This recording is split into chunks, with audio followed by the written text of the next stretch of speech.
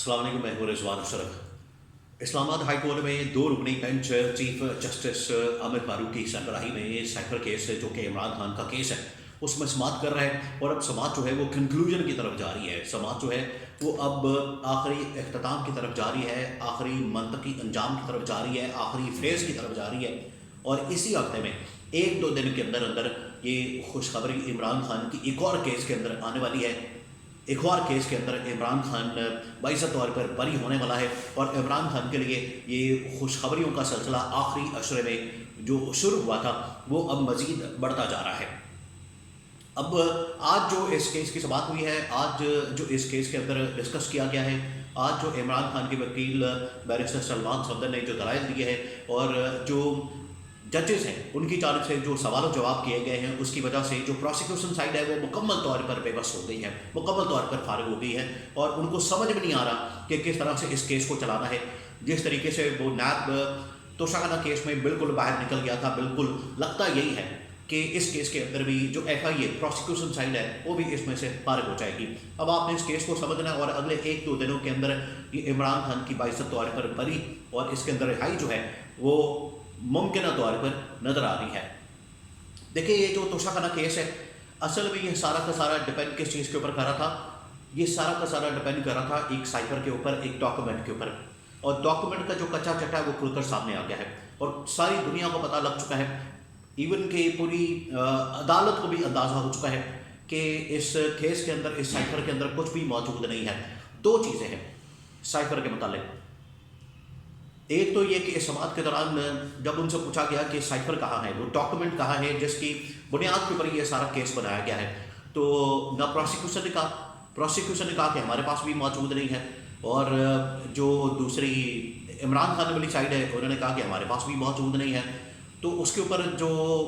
जजेस हैं वो बड़े हैरान हुए, उनकी जानिब से बड़ी परेशानी का, हैरानी का इजहार किया गया कि ये किस तरह से हो सकता है कि एक डॉक्यूमेंट के ऊपर ये पूरा केस बिल्डअप किया गया है, एक डॉक्यूमेंट के ऊपर ये पूरा केस बनाया गया है और यहाँ पर आपको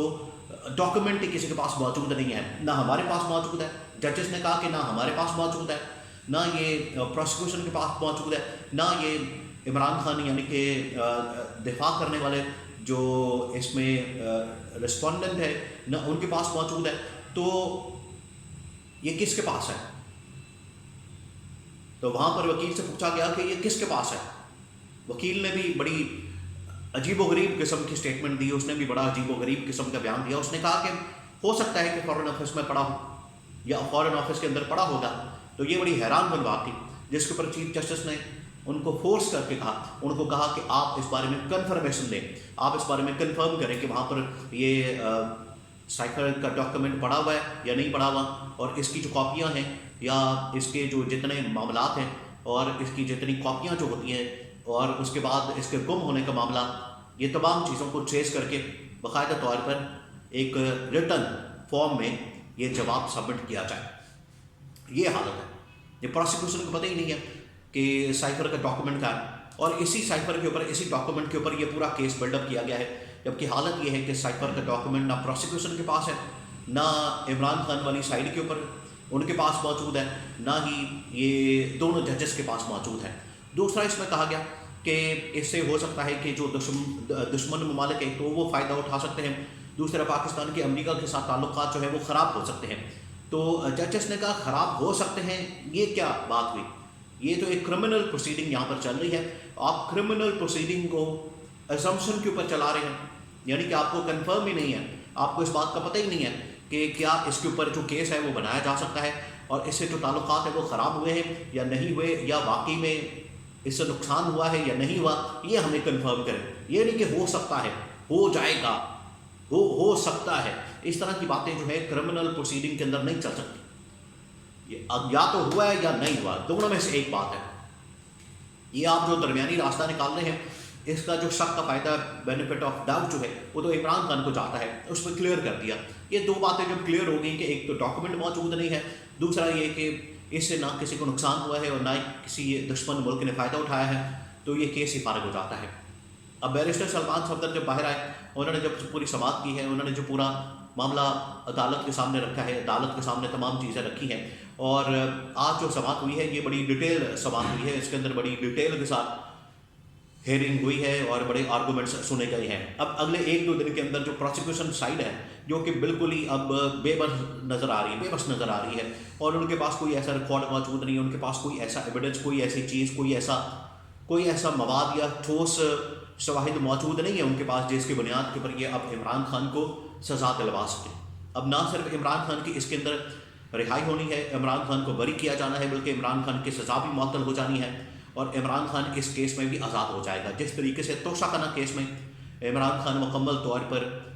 اس کی سزا تو معطل ہو گئی، اب عمران خان کی جو کیس کو ختم کرنے کے لیے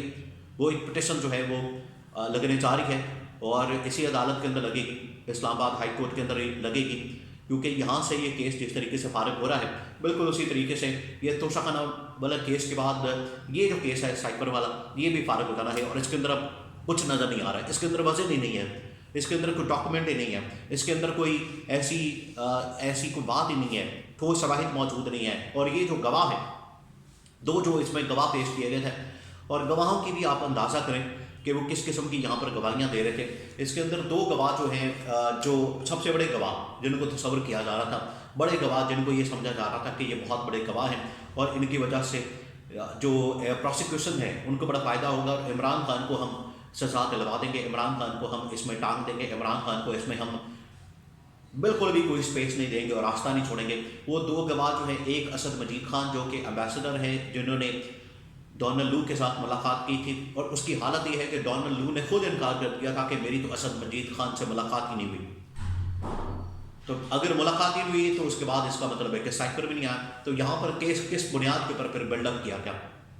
یہی وہ بات ہے نا کہ ملاقات ہوئی، ملاقات کے بعد سائپر آیا اور سائپر کے اوپر جو ہے وہ کیس بلڈ اپ کیا گیا ہے. تو ڈونلڈ لو جو ہے عمران خان، یہ جو اسد مجید خان ہے عمران خان کے دور حکومت میں سفیر تھے امریکہ میں، وہ تو انکار کر رہے ہیں ملاقات کا. تو اس کا مطلب ہے کہ ملاقات بھی فارغ ہو گئی اور اسد مجید خان کا جو بیان ہے وہ دوبارہ سے ریکارڈ کیا جائے، دوبارہ سے اس کو اسٹیٹمنٹ اس کی ریکارڈ کی جائے، اس کو دوبارہ سے آن ریکارڈ لایا جائے اور پتہ کیا جائے کہ اصل صورتحال کیا ہے. ملاقات ہوئی ہے، نہیں ہوئی ہے تو کیا ڈسکشن ہوئی، نہیں ہوئی تو پھر تو ہی کیس ہی فارغ ہو جاتا ہے. دوسرا جو اس میں سب سے بڑا گواہ جو اس میں پیش کیا جاتا ہے وہ ہے اعظم خان، جو کہ عمران خان کے پرنسپل سیکرٹری ہیں. اب اعظم خان سے متعلق کہا جاتا ہے کہ ان کو پہلے اٹھایا گیا، پھر ان کو لایا گیا، پھر ان کو اٹھایا گیا، غائب کیا گیا، پھر ان کو منظر عام پر لایا گیا. تو اس سارے معاملے کے دوران جو ہے ان سے 164 کا یعنی کہ جو میجسٹریٹ کے سامنے بیان ریکارڈ کیا جاتا ہے وہ ان کو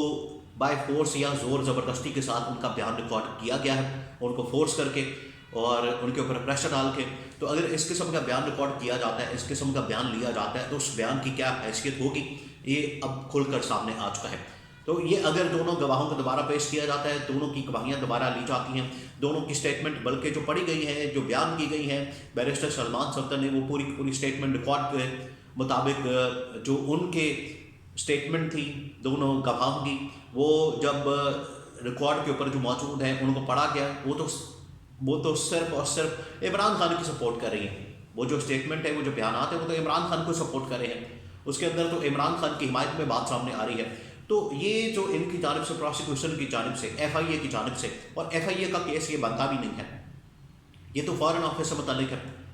یہ تو خارجہ جو پالیسی ہے اس سے متعلق ہے. تو اس میں ایف آئی اے کا تو ڈومین بنتا بھی نہیں ہے، ایف آئی اے کے ڈومین میں تو آتا بھی نہیں یہ کیس. تو نہ جانے کس لحاظ سے یہ ایف آئی اے کے سپرد کر دیا گیا کیس، اور اس کی حالت جو ہے وہ اب آپ کے سامنے آ چکی ہے، پوری قوم کے سامنے آ چکی ہے، پتہ لگ چکا ہے کہ اس کے اندر کیا ہے، اور دودھ کا دودھ اور پانی کا پانی ہونا جا رہا ہے. اور اگلے 1-2 دن میں آپ کو بتا دوں، اگلے 1 سے 2 دنوں کے اندر عمران خان کی رہائی ہونے جا رہی ہے، عمران خان باہر آنے جا رہے ہیں. جس طریقے سے توشہ خانہ کیس میں نیب خود پیچھے ہٹ گیا، نیب نے اس بات کا اقرار کیا، نیب نے اس بات کو مان لیا، نیب نے خود اس بات کو تسلیم کر لیا، بلکہ اس نے اپنی شکست اور ہار کو تسلیم کر لیا کہ یہ جو توشہ خانہ کیس ہے اس کے اندر کچھ نہیں تھا اور یہ بے بنیاد اور من گھڑت ایک مقدمہ عمران خان کے اوپر بنایا گیا تھا. اور عمران خان کو اس میں یہ ریلیف ملا کہ عمران خان کی سزا معطل ہو گئی. اب اس میں یہ ہوگا کہ عمران خان کے متعلق ایک پٹیشن، عمران خان کو یہ جو توشہ خانہ کیس میں سزا ہوئی، سزا تو معطل ہو گئی، یہ کیس ہی فارغ کرنے کے لیے پٹیشن دائر کی جائے گی. اس کے بعد یہ کیس ہی فارغ ہو جانا ہے اور اس کے بعد سائفر کیس اور آگے یہ جو کیس ہے نکاح والا، یہ کیس بھی ایک ایک کر کے سارے کے سارے فارغ ہو جانے ہیں.